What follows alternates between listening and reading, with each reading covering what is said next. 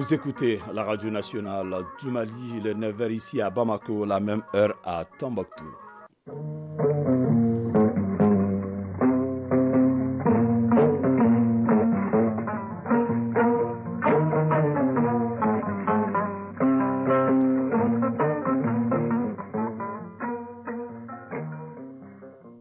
Le journal Fousséni Tunkara. Bienvenue dans cette édition, la première de Mali Actualité, les titres. Les gouvernements de transition du Burkina Faso et du Mali dénoncent les conclusions de la 55e session du Conseil des ministres de l'Organisation pour l'harmonisation en Afrique du droit des affaires OHADA. Pour manifester leurs désaccords, les deux pays ont fait un communiqué conjoint. Le contenu de ce communiqué au début de ce journal. Clap de fin de la 19e édition de la Semaine nationale de la sécurité routière. Du 4 au 9 septembre, le département des transports et ses partenaires ont mené des séances de sensibilisation auprès des acteurs du transport. Les décollements de la rétine, on en parle dans Focus Santé, comme son nom l'indique. Il s'agit de la séparation de la rétine, l'organe sensible de la vision, de la couche à laquelle elle est attachée. Et en fin de cette édition, nous serons avec Famourou Djourté pour la page sport. Nous sommes heureux de vous compter parmi nous. Bonjour à vous, merci et bienvenue dans ce journal. Les gouvernements de transition du Burkina Faso et du Mali ont lu avec une profonde stupéfaction le compte-rendu de la réunion du Conseil des ministres de la 55e session du Conseil des ministres de l'Organisation pour l'harmonisation en Afrique du droit des affaires OHADA tenue à Kinshasa en République démocratique du Congo les 29 et 30 août 2023. Pour manifester leur désaccord, les deux pays ont fait un communiqué conjoint pour dénoncer cette situation. Je vous propose ces communiqués conjoints lus par Ousmane Dao. En effet, contrairement au récit mentionné dans ce compte-rendu, les représentants du Burkina Faso et du Mali, tous deux ministres en charge de la justice, ont évoqué plusieurs griefs et manquements violant les règles de fonctionnement de l'OHADA dans le cadre du processus de recrutement entaché de vices de forme et de fond en vue de pourvoir au poste de secrétaire permanent et à d'autres postes internationaux. L'une des causes profondes de ces recrutements frauduleux est le chantage opéré par l'Agence française de développement qui a menacé ouvertement de retirer son financement au cas où des candidats qui lui sont favorables ne seraient pas choisis. C'est ainsi que de nombreuses manœuvres illégales consistant à retirer abusivement la parole aux représentants du Burkina Faso et du Mali ou même à déconnecter le système de visioconférence à d'autres participants ont été déployés au cours des travaux. Exaspérés par ces manœuvres déloyales et lassés de n'avoir pas été entendus, les représentants du Burkina Faso et du Mali se sont retirés de la salle. Les gouvernements de transition du Burkina Faso et du Mali dénoncent et regrettent l'occultation du communiqué de ces faits graves et refusent de participer à une mascarade qui viole la souveraineté des États africains et décrédibilise l'OHADA. Par conséquent, les gouvernements de transition du Burkina Faso et du Mali vont adresser une lettre de protestation à l'OHADA pour 1. Dénoncer les irrégularités, violations des textes et conflits d'intérêts manifestes qui ont attaché le processus de recrutement lors de la 55e session du Conseil des ministres. 2. Appeler à la suspension du processus d'installation des personnels irrégulièrement et illégalement recrutés. 3. Reprendre le compte-rendu de la réunion du Conseil des ministres de la 55e session du Conseil des ministres en vue de mentionner fidèlement le déroulement des travaux, notamment les protestations du Burkina Faso et du Mali. 4. Demander à la conférence des chefs d'État et de gouvernement de l'OHADA de se saisir urgemment de la situation. Les gouvernements de transition du Burkina Faso et du Mali préviennent qu'ils tireront les conséquences de droit en cas de passage en force. Que Dieu bénisse l'Afrique et préserve les Africains. C'est fait à Ouagadougou et à Bamako le 9 septembre 2023. Pour le Burkina Faso, le ministre de la Communication, de la Culture, des Arts et du Tourisme, porte-parole du gouvernement, Rim Talba Jean-Emmanuel Ouedraogo. Pour le Mali, le ministre d'État, ministre de l'Administration territoriale et de la décentralisation, porte-parole du gouvernement, colonel Abdoulaye Maïga.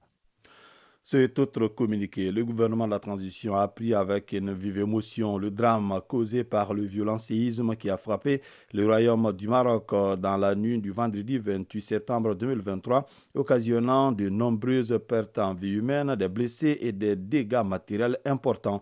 En cette douloureuse circonstance, le gouvernement de la transition, au nom de son Excellence le colonel Assimi Goïta, président de la transition, chef de l'État et du peuple malien, adresse à Sa Majesté roi Mohamed VI, roi du Maroc, au gouvernement et à l'ensemble du peuple frère du Maroc sa profonde compassion et ses sincères condoléances. Le gouvernement de la transition prie Dieu le tout miséricordieux pour le repos éternel de l'âme des disparus et souhaite prompt rétablissement aux blessés. Clôture hier de la 19e édition de la Semaine nationale de la sécurité routière qui avait pour thème la sécurité des transports publics des voyageurs. Du 4 au 9 septembre, le département des transports à travers la Naser, en collaboration avec la police, la gendarmerie et la protection civile, ont sensibilisé les chauffeurs, les promoteurs des compagnies de transport, des personnes et les usagers de la circulation. Bemba Sibi. Après une semaine d'intenses activités de formation et de sensibilisation des chauffeurs et transporteurs routiers de voyageurs avec en toile de fond la réduction des accidents, l'édition 2023 de la Semaine nationale de sécurité routière s'est terminée avec un bilan jugé positif par les initiateurs. Ousmane Maïga, directeur général de l'Agence nationale de sécurité routière. Nous avons pu aller dans 110 gares, aussi bien à Bamako qu'à l'intérieur du pays. Nous avons déployé des associations de sécurité routière, dont des jeunes. Nous avons également effectué des missions de contrôle routier. Les campagnes vont se poursuivre au-delà de cette semaine. Cette cérémonie de clôture a été mise à contribution pour reconnaître les efforts de sécurité de certaines compagnies de transport de personnes. La compagnie malienne des transports CMT est le premier dans ce lot, suivi successivement de la Somatra et de Bani Transport. Rimbo Transport a été reconnu meilleur dans le transport sécurisé de passagers à l'international. Une initiative qui vise à créer une saine émulation dans le secteur du transport de voyageurs, a souligné dans son intervention le ministre des Transports et des Infrastructures, Dambélé Madina Sissoko. L'investissement dans la sécurité a pour objet de prévenir les accidents de la circulation routière qui sont incontestablement coûteux. La distinction a en revanche une valeur morale. Elle indique le respect et la considération que vous avez pour la personne morale. L'objectif de la semaine de sécurité routière, faudrait-il le rappeler, est de sensibiliser, d'inciter à une saine émulation et à l'excellence. D'autres reconnaissances vont suivre, notamment à l'attention de la police et de la gendarmerie. L'assistance a eu également droit à un sketch sur la sécurité routière. C'est parti pour la 10e édition du voyage intégrateur du ministère en charge du tourisme en collaboration avec celui de l'éducation. Au total, 78 élèves, à savoir les 3 premiers du DF session de juin 2023 sont concernés parmi lesquels 24 filles. Le voyage intégrateur est un projet innovant, ambitieux dont le but est de mettre l'excellence au cœur du système éducatif. Alpha Maïga. L'hymne national du Mali ainsi entonné marque le lancement officiel de la 2e édition du voyage intégrateur. Il s'agit d'une activité touristique qui porte sur l'organisation de façon périodique de séjours touristiques au contenu à la fois pédagogique, culturel et ludique. C'est à l'intention des 3 premiers ODF, session de juin 2023, des 26 académies, soit au total 78 lauréats, dont 24 filles. Pendant 6 jours, ils vont parcourir plus de 400 km à travers les régions de Ségou, Koulikoro et de Bamako. Fatoumata Bouari, porte-parole des lauréats. Symbolise notre engagement vers la construction d'une société inclusive. Et cet élève qui a fait 100 km pour arriver jusqu'ici et qui est tombé gravement malade, nous devons lui faire honneur aujourd'hui. Sidi Keita, DG de AMTP. Nous avons des activités de loisirs dans l'esprit du Malicois. Et la refondation du Mali, nous avons prévu des causeries débats et ces causeries débats vont porter sur les valeurs d'éthique, des aspects comme la citoyenneté, le patriotisme. L'initiative est du ministère en charge du tourisme en collaboration avec le département de l'éducation nationale. La vie est un voyage. Amadou Si Savané, ministre de l'Éducation nationale. C'est le voyage qui nous forme, qui nous fait entrer dans le monde, qui nous fait entrer dans le savoir. Vous le bouclerez avec brio et le Mali compte sur vous. Le voyage intégrateur est un projet innovant. Andogoli Guindo, ministre en charge du tourisme. Et ambitieux, faire du tourisme malien un moteur de croissance, de développement. La relance des activités touristiques est désormais une réalité. À travers le voyage intégrateur, le gouvernement du Mali veut mettre l'excellence au cœur du système éducatif et magnifier désormais le travail bien fait. Et c'est le mémorial Modibo Keïta qui a servi de cadre pour abriter la cérémonie de l'excellence du fondamental. Modibo Keïta lui-même, enseignant excellent, diplômé de l'école William Pointy. Voilà, ce voyage intégrateur concerne 78 élèves, parmi lesquels les 3 premiers du DF session de juin 2023, présent à la page internationale. Le président sénégalais Macky Sall a désigné hier le Premier ministre Amadou Ba comme candidat de la coalition au pouvoir à l'élection présidentielle 2024. Amadou Ba, 62 ans, est un technocrate. Il était perçu par les Sénégalais comme le dauphin naturel de Macky Sall en tant que chef de gouvernement depuis septembre 2022. Au Gabon, le Premier ministre Rayon Dongol Sima a rendu public hier, samedi 9 septembre, la liste des 26 membres de son gouvernement. La nouvelle équipe est chargée de mener l'État pendant la transition. Seuls 3 ministres de l'équipe dissoute dans le 30 août retrouve un poste. Aucun membre de l'alternance 2023 n'y figure.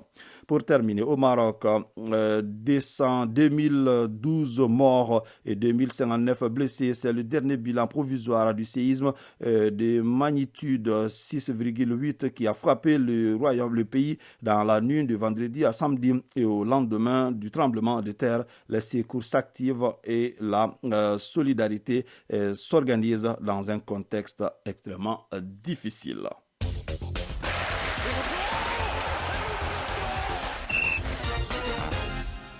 9h passées de 12 minutes à présent à la page sport. Le championnat d'Afrique junior filles de handball se poursuit à Monastir en Tunisie. Le Mali a perdu ce samedi face à l'Algérie 36-22.